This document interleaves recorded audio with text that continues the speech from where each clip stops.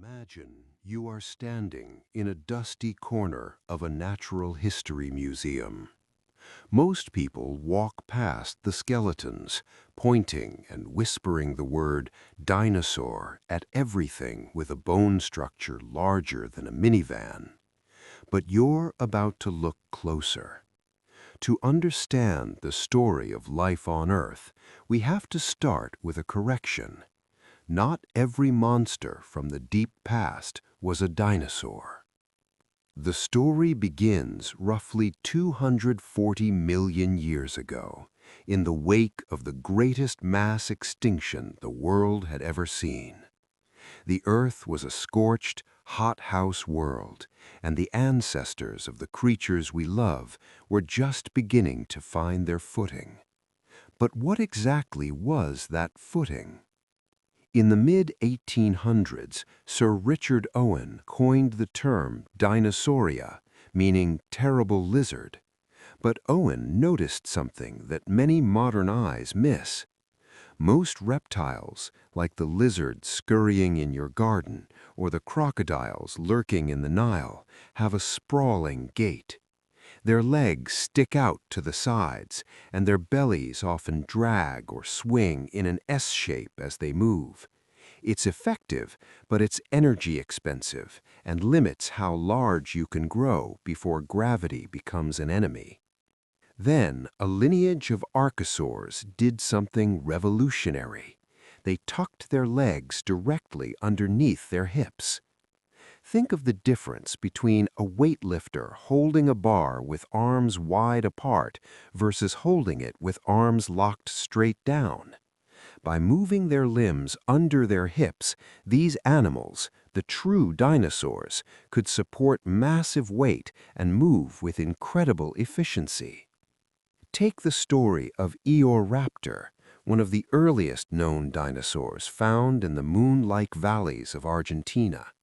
It wasn't a mountain-sized titan, it was the size of a small dog, but it had that signature hole-in-the-hip socket that allowed its legs to swing like a pendulum.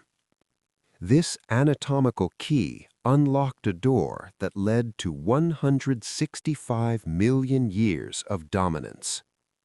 While the sprawling reptiles of the Triassic were trapped in a biological design that had existed for eons, the dinosaurs were building a new world order.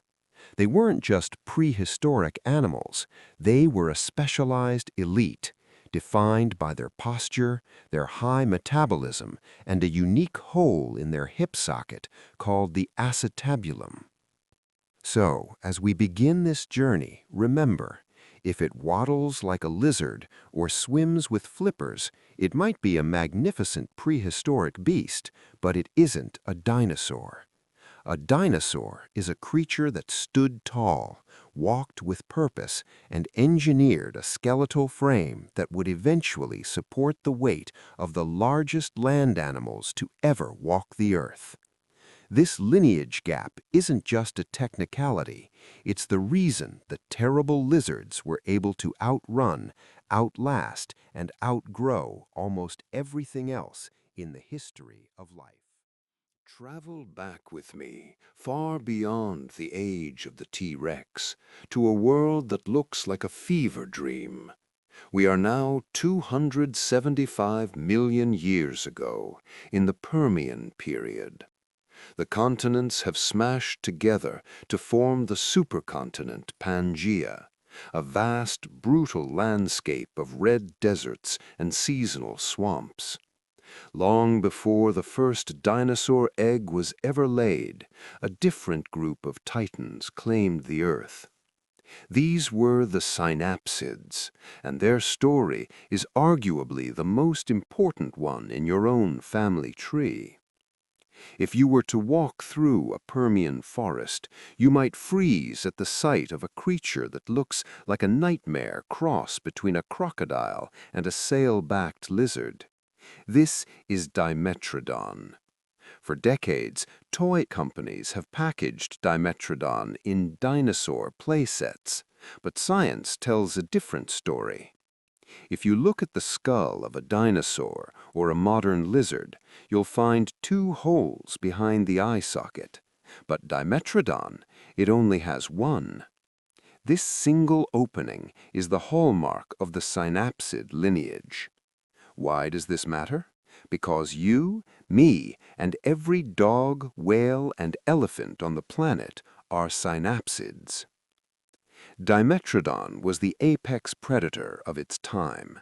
That magnificent sail on its back, formed by elongated vertebral spines, was likely a biological radiator, allowing it to heat up in the morning sun faster than its sluggish prey. While other reptiles were waiting for the ambient temperature to rise so they could move, Dimetrodon was already hunting. It was a master of thermal regulation, a precursor to the warm-bloodedness we enjoy today. But the synapsid reign wasn't just about sails and teeth. As the Permian progressed, these animals began to transform.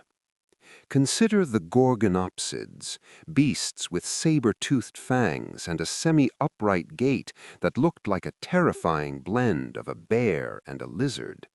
They were the wolves of the Permian, the first animals to truly dominate the land, with specialized teeth for shearing and piercing. Then came the Great Dying, the Permian Triassic extinction event. Massive volcanic eruptions in what is now Siberia choked the atmosphere with ash and CO2.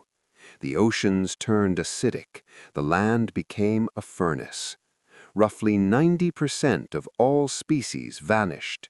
The great synapsid empire crumbled, leaving only a few hardy lineages to scurry through the shadows. It was this vacuum, this empty world of ash, that allowed the ancestors of the dinosaurs to finally step onto the stage. The prehistoric animals of the Permian had built the first great terrestrial empire, and though they were swept away, they left behind the blueprint for the mammals that would one day return to claim the crown. When you look at a Dimetrodon, don't see a dinosaur. See a distant, scaly cousin who ruled the world long before the terrible lizards were even a whisper in evolution's ear. Close your eyes and imagine the Mesozoic world. You likely see a Tyrannosaurus rex roaring in a jungle. But if you shift your gaze upward or look beneath the crest of the turquoise waves, you will find the most common mistake in all of paleontology. We often call them flying dinosaurs or swimming dinosaurs, but in the strict eyes of science, these titans were something else entirely. They were the masters of the frontiers that dinosaurs could never quite conquer. This is the story of the pterosaurs and the great marine reptiles, the prehistoric wonders that lived alongside the dinosaurs but walked a completely different evolutionary path. Let's start with the horizon. High above the cliffs of the Cretaceous, a shadow stretches wide enough to cover a small airplane. This is Quetzalcoatlus, a pterosaur with a wingspan of nearly 36 feet. To the casual observer, it is a dinosaur with wings. But look at the mechanics of its flight. While birds, the actual descendants of dinosaurs, evolved feathers and fused wing bones, pterosaurs took a different route. They evolved a hyper-elongated fourth finger, a ring finger of massive proportions, which supported a sophisticated membrane of skin and muscle. Pterosaurs were the first vertebrates to achieve powered flight. They weren't just gliders, they were aeronautical masterpieces. They had hollow, air-filled bones and a complex system of respiratory air sacs that made them lightweight yet incredibly strong. From the sparrow-sized Aneurognathus to the giraffe-height Hatzegopteryx, these were the true lords of the sky. They shared a common ancestor with dinosaurs, making them sister groups, but they lacked that signature upright hip structure. A pterosaur on the ground moved more like a giant, leathery bat, vaulting off its front limbs to launch into the air. They were a parallel empire, ruling the clouds, while the dinosaurs ruled the dirt. Now, plunge beneath the surface. The oceans of the Jurassic and Cretaceous were far more dangerous than any modern sea. Here, the dinosaurs were almost entirely absent. Instead, the water belonged to the plesiosaurs and the mosasaurs. Imagine the Dimetrodon, a predator with a skull the size of a modern car and teeth like serrated daggers. Or consider the Elasmosaurus, with a neck so long it contained 76 vertebrae, more than any other animal in history. These were not dinosaurs, they were secondarily aquatic reptiles. Their ancestors had once lived on land, but returned to the sea, transforming their limbs into powerful hydrofoil flippers. The most striking of these were the ichthyosaurs. If you saw one today, you'd swear it was a dolphin.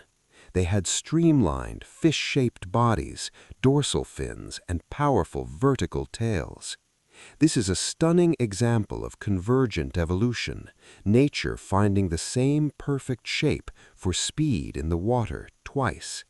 Yet while dolphins are mammals and fish are, well, fish, ichthyosaurs were reptiles that gave birth to live young in the open ocean. The tragedy of these almost dinosaurs is that they were so specialized for their environments that when the world changed, they had nowhere to go. When the asteroid struck 66 million years ago, the specialized ecosystems of the open ocean and the high-altitude skies collapsed almost instantly. The pterosaurs vanished from the wind, and the great sea serpents vanished from the depths.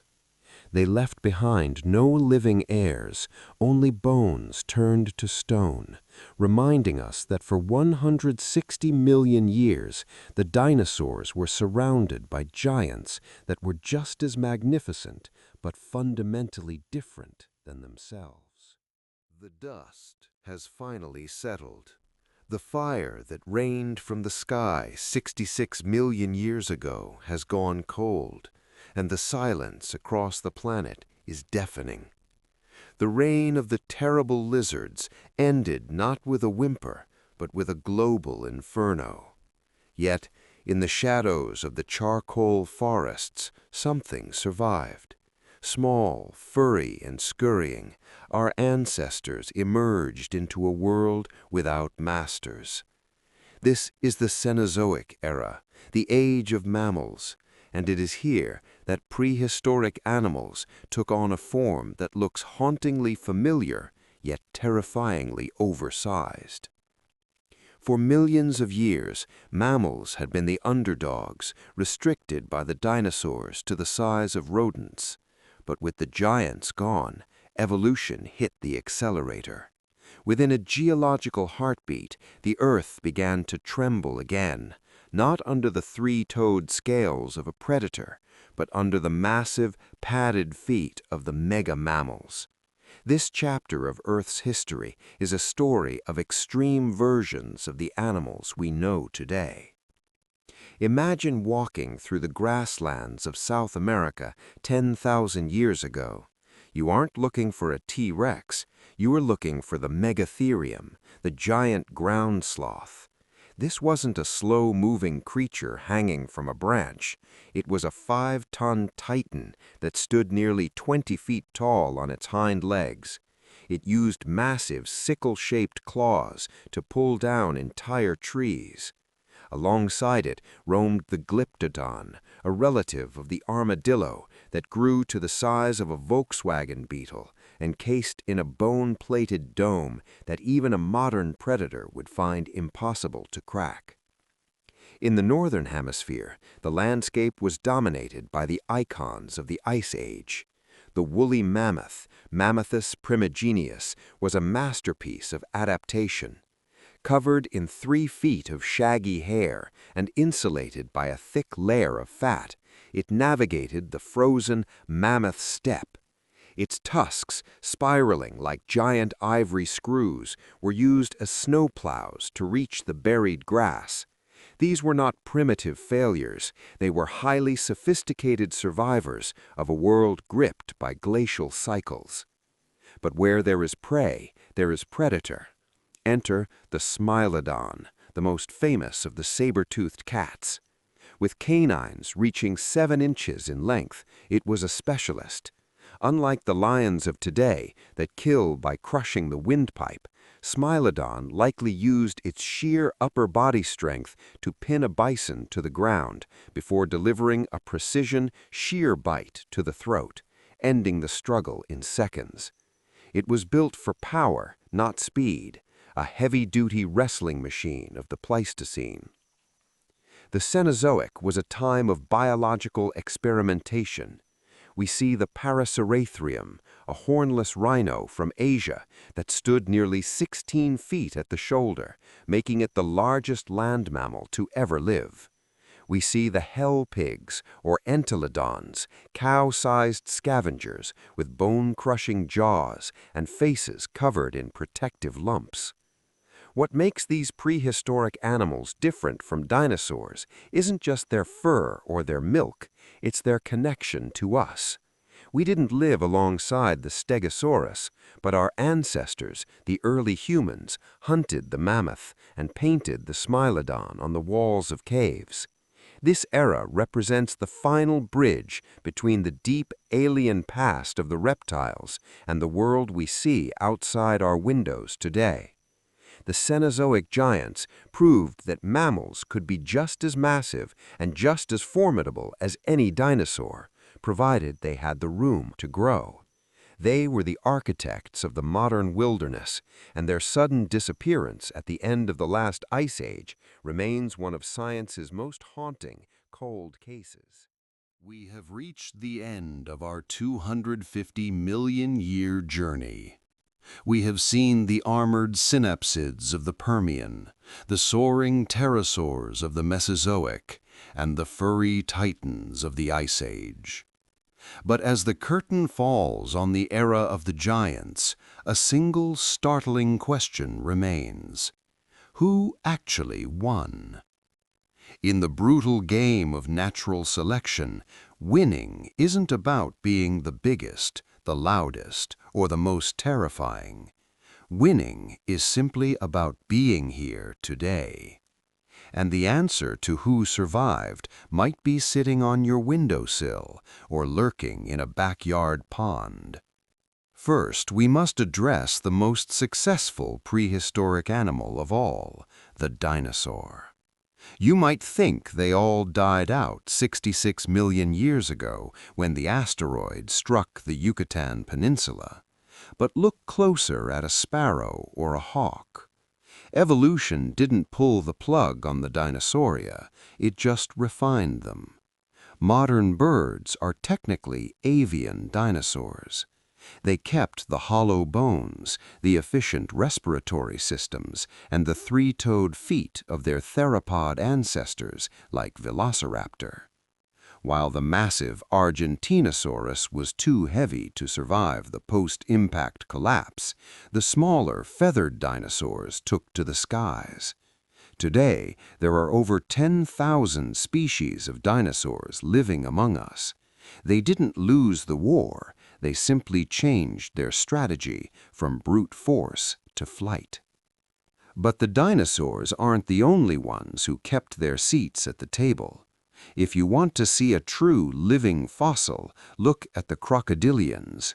While the dinosaurs were busy evolving into birds, the ancestors of crocodiles and alligators decided they had already reached perfection. They have survived 3 mass extinctions with a body plan that has barely changed in 200 million years. They are the ultimate low-energy survivors, able to go months without a meal and possess an immune system so powerful it can fight off almost any infection. They watched the dinosaurs rise, they watched the mammoths freeze, and they are still here, sunning themselves on the riverbanks of the 21st century. Then there are the sharks. In the deep blue, the rules of the game are different. Sharks have been patrolling the oceans for 400 million years, longer than trees have existed on land. They survived the great dying of the Permian and the asteroid of the Cretaceous. Their secret is a skeleton made of flexible cartilage and a sensory system that can detect the heartbeat of a fish from miles away. They are the silent witnesses to every era we've discussed in this video. Finally, we have the most unlikely winner, the mammal. From the tiny Morganocodon that dodged the feet of Jurassic giants to the humans who now build cities over their graveyards, the mammalian lineage won by being adaptable. We traded the massive size of the Paraceratherium for the massive brain of the primate. We learned to manipulate our environment rather than just reacting to it. As we conclude, remember that the prehistoric animals we've studied aren't just characters in a monster movie. They are the chapters of a single continuous story. The line between prehistoric and modern is thinner than you think. Every time you see a bird take flight, a shark break the surface, or a crocodile slip into the water, you aren't just looking at nature, you are looking at the victors of a billion-year-old struggle. The giants may be gone, but their legacy is etched into the DNA of every living thing on Earth. The story of life isn't about who was the strongest, it's about who was the most resilient.